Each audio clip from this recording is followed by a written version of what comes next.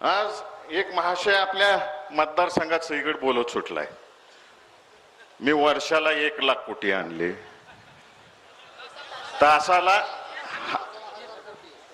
वर्षाला 1,00,000 कोटी आणले, तासाला 1,000 कोटी आणले, असं बोलत सुटलाय. दिसले का रे बाबांनो तुम्हाला हे कुठं आलेत, काय काम झाले? तिकडे दिसलंय कोणाला? अहो ह्याला काय काम करायचे हे सुद्धा माहित नाही. रणजितदादांनी मला सांगितलं, अरे भैया अपंग लोकांसाठी आणि वयस्कर माणसांसाठी एक स्कीम आहे, ती राबवली पाहिजे आपल्या मतदारसंघात. ती राबवली पण मी प्रत्येक तालुक्यात गेलो, प्रत्येक तालुक्यात जाऊन अपंगांना तपासण्या केल्या. तळेकर सर तुमच्याच कार्यालयात केलं. साहेब हे सगळं केलं, केंद्राचं चांगलं सामान आलं, माळशिरस तालुक्यात पहिलं वाटप झालं, चांगलं झालं. नंतर ह्या महाशयाने सीओला फोन लावला, बीडीओला फोन लावला, प्रत्येक तालुक्याच्या सामान अजून सुद्धा सगळीकडे पडून आहे. त्या अपंग लोकांना कसलंच साहित्य जाऊन दिलं नाही.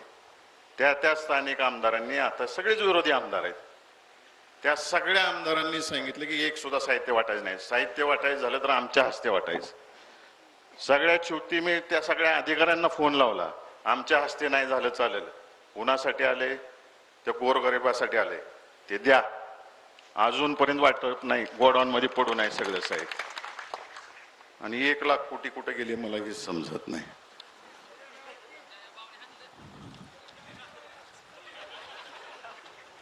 आदरणीय दादासाहेबांनी नीरा देवगरचं धरण जेव्हा मंजुरी करायची होती 80च्या दशकामध्ये, निलंगेकर साहेबांसमोर प्रेस्टिजचा इश्यू केला आणि ते धरण मंजूर करून घेतलं. नंतरच्या काळात रामराजे साहेबांनी सुद्धा त्यात योगदान दिलं. आणि आपल्या सगळ्यांना माहिती आहे की विदर्भाचा जेव्हा अनुशेष निघाला तेव्हा पश्चिम महाराष्ट्रातल्या सगळ्याच योजनांवरती राज्यपालांनी बंदी घातली. आता तिकडचा अनुशेष दूर झाला. दूर झाल्यानंतर पश्चिम महाराष्ट्रातली कामं चालू झाली. लाख मतं ज्या माणसाला दिली आम्ही, त्याचं काम होतं की मोठे दादांना त्या बैठकीला घेऊन जायचं, रणजितदादांना त्या बैठकीला घेऊन जायचं, इथला आमदार घेऊन जायचा, तर गेले नाहीत बैठकीला घेऊन. तेव्हा अजितदादांची राष्ट्रवादी अजून पक्षात आली नव्हती, ह्यांच्या युतीमध्ये आली नव्हती, महायुतीमध्ये.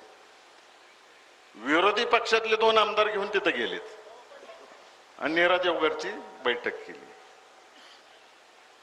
त्याच्या आधी नीरा देवगरचं काम महाविकास आघाडी सरकार असताना तुम्ही सगळं फायली तयार करून ठेवल्या होत्या. यांनी फक्त पुढे ढकलायचं काम केलं आणि सांगते आता मी पाणीदार खासदार आहे.